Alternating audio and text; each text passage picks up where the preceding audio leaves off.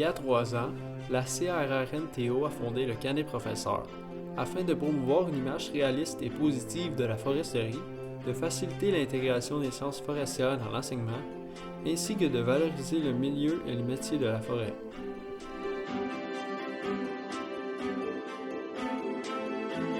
La formation aborde tous les volets de la foresterie, de l'écologie à la transformation, sans passer à côté du développement durable ainsi que les métiers forestiers.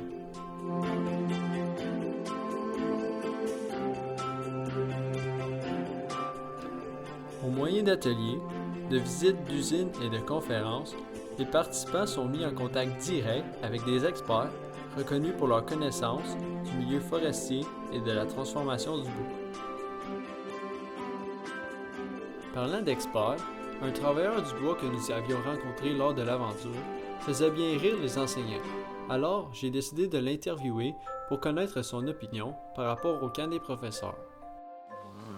Vous me suivez, c'est direct ça la surface terrière. C'est pas compliqué pour tout. Il faut la comprendre, mais c'est pas compliqué. Il n'y a rien de compliqué. Moi, je trouve que c'est des rencontres extrêmement intéressantes et enrichissantes, autant pour les forestiers que pour les enseignants. Parce que ça sensibilise les enseignants à promouvoir davantage la foresterie. Puis surtout aussi le fait que nous, au Sud, on fait quand même passablement de coupes partielles, puis qu'on se rend compte que finalement, que les enseignants se rendent compte qu'il y a beaucoup d'efforts et beaucoup de scientifiques, de règles scientifiques qui régissent nos interventions forestières. Les ingénieurs forestiers, maintenant, ils travaillent pour l'État. Puis c'est eux autres qui font de la prescription sylvicole. Évidemment, ils doivent tenir compte d'approvisionner des usines, mais aussi tenir compte de l'écologie, des oiseaux et évidemment des espèces vulnérables et menacées qu'on doit tenir compte aussi.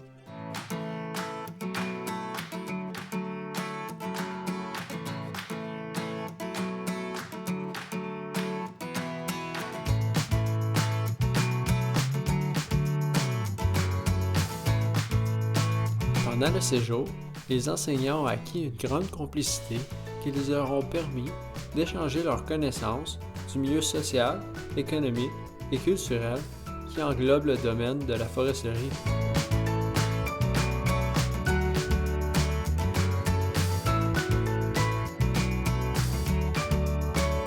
Les enseignants envisageaient même de dédier des cours à partir des connaissances qu'ils avaient obtenues durant l'aventure.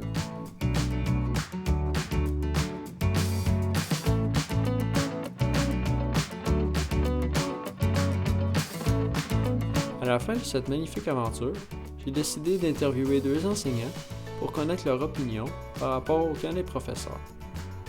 OK, bien écoute, mes attentes en venant ici, c'était évidemment, comme je suis enseignante, de pouvoir transmettre des valeurs de la foresterie dans mes cours, aussi des notions.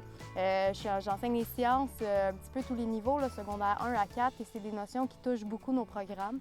Donc, je voulais avoir des meilleures connaissances des différents éléments de la foresterie pour pouvoir l'intégrer dans mes cours.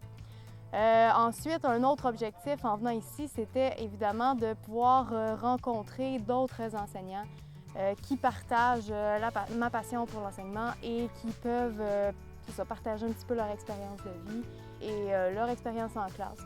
C'est toujours très enrichissant pour nous de partager ensemble. C'est comme ça qu'on grandit puis qu'on améliore notre pratique comme enseignant. Mes attentes ont été répondues à 100 % On a eu des super activités. Je pense que je vais être une meilleure enseignante après mon séjour ici parce que je vais pouvoir intégrer des choses avec mes élèves qui vont être beaucoup plus positifs pour eux puis beaucoup plus intéressants pour eux dans les classes. Puis aussi, sur le plan là, des gens qu'on a rencontrés ici, c'était vraiment fantastique. Merci beaucoup aux organisateurs et tout ça.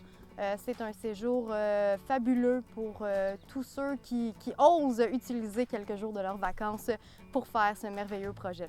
Le camp forestier des profs, j'en avais entendu parler par un de mes amis qui a fait ça il y a 2 ans ou l'an passé, je ne suis plus trop certain. Il m'avait parlé évidemment du fait que c'était intéressant et puis que bon, la qualité de l'hébergement et de la nourriture, c'était vraiment... c'était un facteur. Et effectivement, c'était très bon et très bien.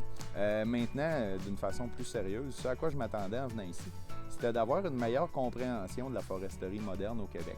comment les choses étaient faites dans les terres publiques, dans les terres privées, les différents types de récoltes qu'on faisait, comment ça marchait, comment tout ça était mis ensemble pour que ça fasse une industrie qui était fonctionnelle, viable, et avec laquelle on était capable de fonctionner là, économiquement. Donc moi, ça atteint exactement mes attentes. Les gens qui nous ont présenté ça, c'est exactement ça qu'ils nous ont présenté. Comment l'industrie est structurée, comment la planification de la récolte est faite, comment après ça, avant ça, en fait, comment les différents intervenants s'entendent pour pouvoir utiliser la forêt, parce qu'il y a plusieurs utilisateurs de la forêt. Donc ça, c'était très intéressant de voir tout ça.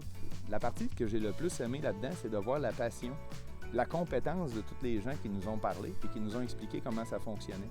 Donc c'est tous des gens qui sont très, très passionnés, que leur travail soit bien fait, qui veulent évidemment bien gagner leur vie de ça, puis qui ont aussi à cœur que leur industrie soit durable, donc c'est-à-dire autant au niveau des pratiques commerciales que des pratiques environnementales, que des pratiques sociales.